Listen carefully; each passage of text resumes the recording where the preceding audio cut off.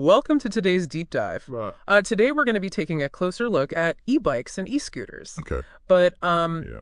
not for the reasons you might think. We're not here to talk about, the eco-friendly benefits or how they're revolutionizing transportation. Instead, we're going to explore a side of these vehicles Yeah. that you might not be aware of. A side that people aren't really talking about. Yeah, a side that's making headlines for all the wrong reasons. Right. Exactly. It's true. Rico. These vehicles, often seen as symbols of, green transportation, are increasingly being linked to a surge in crime, Yeah. especially in England and Wales. Right. We've got a stack of recent news articles here, Yes. and Yeah. they paint a pretty unsettling picture. Yeah. I have to admit, when I first saw these articles, I was pretty shocked. I bet. I mean, we're not just talking about, minor traffic violations here. Right. These articles are reporting on serious offenses, Yeah. like theft, Mm-hmm. robbery, discreet, and even violence involving e-bikes and scooters. It's pretty serious stuff. It really is. Yeah, the statistics are pretty alarming. Right. Between 2019 and 2024, e-bike and scooter-related crime in England and Wales has jumped by over 730%. Wow. That's huge. To put that into perspective, imagine if car thefts Right. increased by that amount. It'd be chaos. It'd be insane. Yeah. It's a massive shift. Yeah, it's definitely an eye-opener for me. Yeah. One of the articles detailed a woman and her partner. Okay. They were chased by knife-wielding assailants on an e-bike. Wow. And in another case, victims were robbed of their e-bikes by attackers with machetes. Machetes. Yeah, that's scary. It's getting serious. And these aren't isolated incidents either. No, not at all. These kinds of stories are popping up more and more. And it's not just happening in, big cities either. Right. It seems to be spreading everywhere. Yeah, it's a trend that's definitely worth paying attention to. And let's not forget the case of Sonny Stringer. That was a big one. This 28-year-old guy Yeah. stole 24 phones in a single morning 24 phones. using a souped-up electric motorbike. Yeah, he was hitting speeds of 50 miles per hour. That's crazy. I know, right? What do you mean? He was eventually caught and jailed. Yeah, thank goodness. But his story really highlights how criminals are exploiting the capabilities of these vehicles. It really does. They're using them as tools. Tools of the trade, almost. Exactly. It's scary to think about. Yeah, it is. It makes you wonder, why are e-vehicles becoming such a tool for criminals? Yeah, right. What makes them so appealing? Yeah, what is it about them? For these types of activities? Well, is it the yeah. speed? Is it the... There are a few factors at play. Okay. I think the first one is cost and accessibility. Okay. A decent e-bike can be purchased for under £1,000, Wow, that's not bad. which is significantly cheaper Yeah. than a motorbike or moped. Right. This makes them really accessible, even for those who might not have the means for a traditional vehicle. I see. Yeah, So the lower price point is a big draw. absolutely. But what about the issue of tracking? Yeah, I mean, if someone steals a car, there's a good chance it can be traced using its license plate, right? right. But these e-bikes... That's a key point. Yeah. Unlike cars, e-bikes in the UK aren't required to have license plates. I didn't realize that. So that means they lack ANPR. ANPR. Yeah, automatic number plate recognition. Oh, hey. That's the system that's used by cameras to track vehicles. Oh, I see. So essentially, Yeah. they're much harder to track. It's like they're invisible Yeah, to law that's enforcement. exactly. Huh? And on top of that, these vehicles are easily modified. Oh, right. You can find kits online that allow you to increase the speed and power beyond the legal limits, Yeah. making them even more effective for quick getaways Right. and evading police. Sonny Stringer's case is a perfect example of that. Well- I mean, his electric motorbike was clearly modified. Yeah, to reach those high speeds. But it makes me wonder, if e-bikes are so untraceable, how was he caught? Well, Wait. even with the lack of ANPR, Yeah. good old-fashioned detective work Right. still plays a role. Yeah. In Stringer's case, they were able to use CCTV footage Okay. and witness testimonies to Oh. track him down. Oh, good. But it does highlight the challenges I imagine. that law enforcement faces Right. when dealing with these vehicles. It's like a... It's a new kind of crime. Yeah. It's a new challenge. It sounds like a real cat and mouse game. It does. But let's shift gears a bit. Okay. One of the crimes that really stood out in these articles was phone snatching. Yeah, that's a big one. Yeah. That one seems to be on the rise. It seems like this type of theft is becoming increasingly common. Yeah, For sure. with e-bikes being used as the getaway vehicle of choice. Yeah, they're perfect for it. Yeah. Quick and easy escape. There's been a 150% increase Wow. in snatch thefts in England and Wales. I mean, Yeah, an estimated 78,000 people wow. have become victims. That many people. And one story in particular really stuck with me. Okay. The case of Joy Song. Oh, yeah. I remember reading about her. You know her story. Yeah. It was unsettling. Really unsettling. She was just waiting for a ride Yeah. outside of a train station when someone on an e-bike Mm-hmm. just zipped by Yeah. and snatched her phone. Right out of her hand. Yeah. It was that quick. Just like that. Gone. Yeah. And what happened? Were they able to catch the thief? No, unfortunately, no. Oh, wow. And Joyce's experience isn't unique. Right. A lot of these phone snatchings I imagine. happen so fast Yeah. that victims are left in shock Yeah. and confusion. You don't even know what hit you. Yeah. Plus, There's very little opportunity to react. yeah. It's all over in seconds. It's not just about the inconvenience of losing your phone. Right. You know, for a lot of people, their phones are essential tools, Of course. you know? For work communication, even financial transactions. I mean, It's everything these days. everything's on our phone. Yeah. It's like losing a part of yourself almost. It is in some ways. And Joyce's story highlights another aspect of this issue. Okay. Her phone ended up all the way in China. China. This suggests that a lot of these thefts Yeah. aren't isolated incidents. Right. They're orchestrated by organized groups It seems that way. who are shipping these stolen goods overseas. It's big business. It's crazy. Yeah, it's unsettling. Yeah. To think about. It makes you think this Joyce's story. Hmm. It may seem random, Yeah. but it's chilling to think that there could be this whole network behind these thefts. Right. It makes you wonder if this is just the tip of the iceberg. Yeah. Are we just seeing the beginning That's a good question. of a larger trend? A trend that could get much worse. Yeah. That's something to think about It is. as we continue this deep dive. And it's not just about theft either. Right. Our deep dive revealed that e-bikes are increasingly being used in Yeah. more serious crimes, too. Like what? Yeah, like, we'll have to talk about that. So, like, what are we talking about here? Oh, man, like some serious stuff. Yeah, We've been talking about the rise of e-bike related crime. yeah, From petty theft to more serious offenses. right. It's clear that this issue is multifaceted, stemming from factors like affordability, Right. the ease of modification, Uh-huh.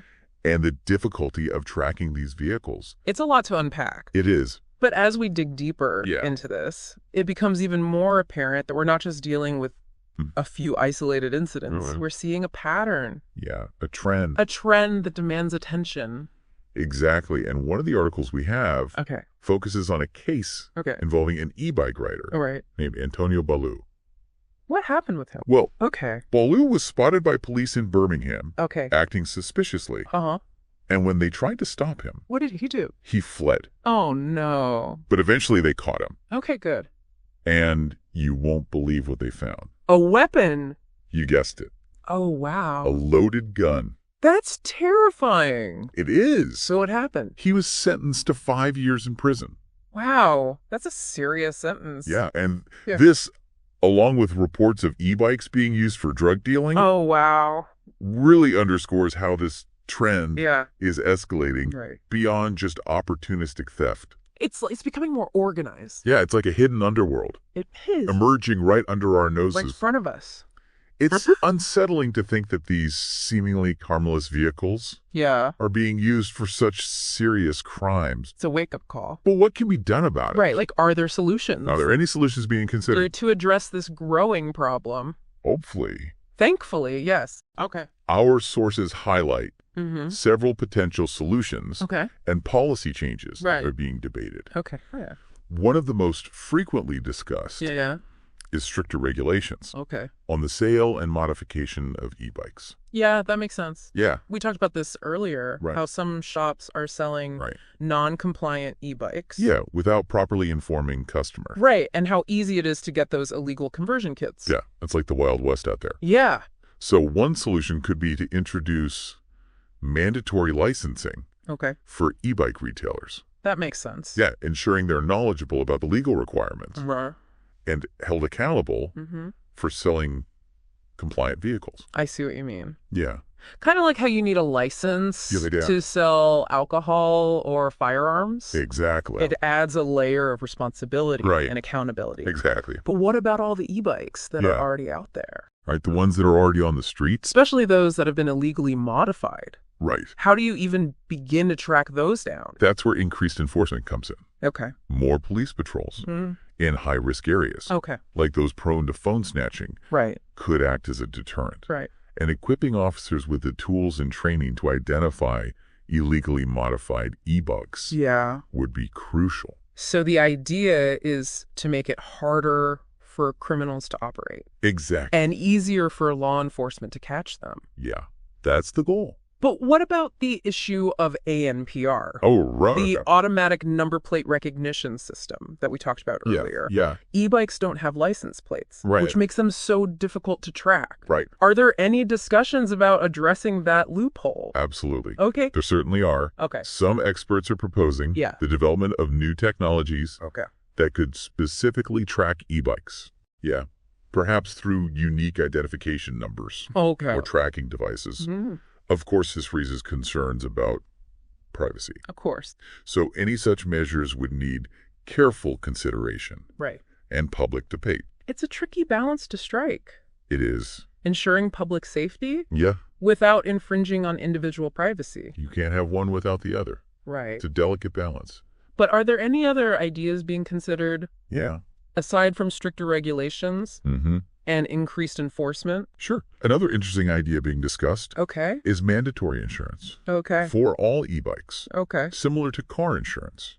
So everyone would have to have insurance. Exactly. This could help cover damages or injuries caused by e-bike riders. Regardless of whether they're involved in criminal activity. Exactly. Or Right. just an accident. I see. So it would cover everything. That sounds like a reasonable measure, Yeah. especially considering the speeds some of these e-bikes can reach. Yeah. It could really help. But wouldn't that create an Uh-huh. additional financial burden for e-bike owners? That's a valid point. Right. It's definitely something Yeah. that policymakers would need to carefully consider. I mean, a lot of people choose e-bikes Right. because they're more affordable. Exactly. Than cars. So adding insurance could be a barrier. Yeah, it could be a barrier for some people. Mm-hmm.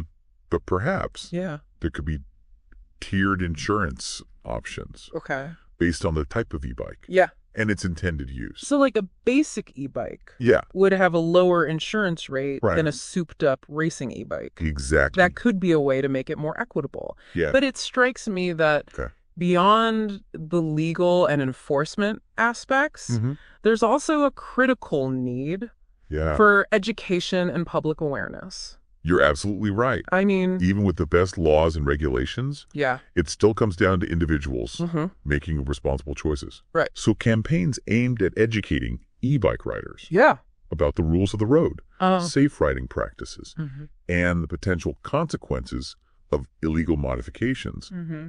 could be incredibly impactful. Yeah. I think that's a really important point. Yeah. And what about educating the public Mm-hmm. about how to protect themselves from e-bike related crime? That's crucial as well. Yeah. Just like with campaigns about pickpocketing Right, or yeah. phone theft, Mm-hmm. people need to be aware of the risks Right. and take precautions. Yeah, simple things like Exactly. being more aware of your surroundings, Mhm. not using your phone Right. while walking in high-risk areas, Yeah, be vigilant. and keeping your valuables secure. Right. These can go a long way. Absolutely. It's about empowering people Yeah. to be proactive Right. and take ownership of their safety. Exactly. But I'm also curious about the role of technology Okay. in all of this. Yeah, how can technology help? I mean, as our devices become more sophisticated, Yeah. right, is there potential for innovations that could deter e-bike crime? Absolutely. Like what kind of things? Well, imagine phone cases with built-in alarms Okay. that activate when snatched, That's a cool idea. or apps that allow you to remotely track your stolen e-bike. That's awesome. Yeah, those are just a few examples Yeah. of how technology could be used to combat this problem. It seems like there are a lot of potential solutions Yeah. being explored. Yeah, we're not short on ideas. But as you mentioned earlier, Right. there's no one-size-fits-all answer. Right. Every situation is different. It's going to require a multifaceted approach. Exactly. A combination of approaches. Like weaving a safety net. I like that. Yeah. Weaving a safety net. Using different threads to create a stronger overall structure. That's a great way to put it. And as we weave this net, Yeah. It's important to remember the human element. We're not just talking about abstract policies and regulations. No, we're talking about real people. We're talking about people's lives. Exactly. Their safety, their sense of security. Their well-being. Exactly. It's about finding a path Yeah. that promotes both innovation and safety, Right. ensuring that e-bikes can become a positive force in our communities. Rather than a source of fear Yeah. and anxiety. You want them to be a force for good, Exactly. not a symbol of crime. Well said. Thank you. And that brings us to a crucial point. Okay. What does all of this mean Right. for the future of urban transportation? Yeah, that's the big question. Are we headed toward a world where e-bikes dominate our roads? Right. Or are we on the brink of an e-bike backlash? That's a good question. I think this is a great segue into the final part of our deep dive, where we'll explore the broader societal implications. Yeah, we'll zoom out This trend. and look at the bigger picture. Yeah, stay tuned. So we've spent this deep dive exploring the dark side of e-bikes, uncovering a ways of crime that's frankly pretty alarming. But now let's step back and consider, what does this all mean for the future of transportation, especially in our cities? That's the million-dollar question, isn't it? Are e-bikes destined to become a positive force for change, or a cautionary tale of innovation gone wrong? I believe the answer lies somewhere in between. It's a fascinating paradox. On one hand, you have these eco-friendly, convenient, and frankly fun vehicles that hold so much promise for reducing traffic congestion and pollution. Exactly. I've tried an e-bike myself, and there's a sense of freedom and efficiency that's hard to beat. It's like gliding through the city with an extra boost of energy. And as the technology advances, we can expect even more sleek and user-friendly designs. But then there's this shadow looming over the whole e-bike revolution, the crime, the safety concerns, and the legal complexities we've been discussing. And that's why a collaborative effort is so crucial. Policymakers, law enforcement manufacturers, and even riders themselves, everyone needs to be part of this solution. Think of it as building a new kind of ecosystem, one where e-bikes can coexist harmoniously with pedestrians, cars, and other modes of transportation. You know, when you put it that way, it makes me think of those nature documentaries, where different species have to adapt and learn to live together in a balanced environment. That's a great analogy. And this adaptation needs to happen on multiple levels. We need smarter urban planning that incorporates designated e-bike lanes, parking zones, and even those micromobility hubs we touched on earlier. Right, those hubs where you can easily access and park a variety of small electric vehicles. It's like a one-stop shop for micromobility. Exactly. And imagine the potential for data collection in those hubs. We could track usage patterns, identify high-traffic areas, and create a more efficient and responsive transportation system. It's like we're on the cusp of a whole new era of urban transportation. But what about the social and cultural implications? How will this shift towards e-bikes reshape our cities, our communities, and even our individual lifestyles? Those are important questions. Will e-bikes lead to greater accessibility and affordability, opening up new opportunities for those who can't afford cars or lack access to public transportation? Or will they exacerbate existing inequalities? And how will the rise of e-bikes impact our sense of community and social interaction? Will it lead to greater connectivity or further isolation? These are the kinds of conversations we need to be having right now. As we navigate this uncharted territory, the choices we make today will have a ripple effect for years to come. It's both exciting and daunting, isn't it, to be at this crossroads where innovation and societal change are intertwined in such a complex way. It is. Yeah. But I remain optimistic. I believe that with thoughtful planning, responsible regulations, and a willingness to learn and adapt e-bikes can become a powerful force for good in our cities. As we wrap up this deep dive, I'd like to leave our listeners with a final question to ponder. What role do you see e-bikes playing in your own life and in the future of your community? It's a question worth considering as we all navigate this exciting and ever-evolving world of transportation. The future of urban mobility isn't a predetermined destination. It's a journey we're all taking together. And the choices we make along the way will ultimately shape the path we forge. Thanks for joining us on this deep dive into the world of e-bikes. It's been a fascinating ride, to say the least.